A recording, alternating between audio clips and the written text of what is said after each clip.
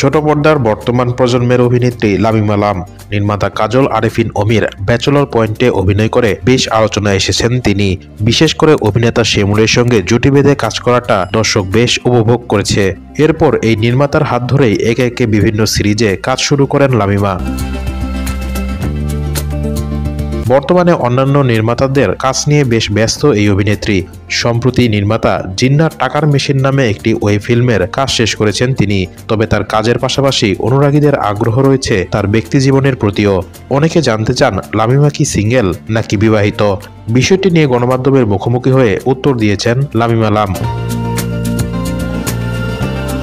সামাজিক মাধ্যমে ভাইরাল হওয়া একটি ভিডিওতে লামিমাকে বলতে শোনা যায়, এখন আমি সব জায়গায় এই প্রশ্ন পাই।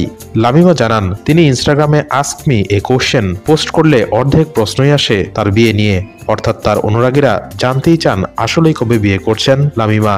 একই প্রশ্ন লামিমাকে করা হলে অভিনেত্রী বলেন, এটার উত্তর দেওয়া যাবে না, কারণ আমি নিজেই জানি না।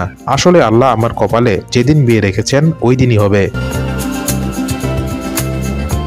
লামিমা লাম অভিনীত উল্লেখযোগ্য নাটক ও ওয়েব ফিল্ম হল ব্যাচেলর পয়েন্ট, ঠান্ডা, আমাদের ডিভোর্স, এক্স যখন নার্স, গুডবাস, লতা অডিও, অসময়, হোটেল রিল্যাক্স, ফিমেল 2, দই ইত্যাদি।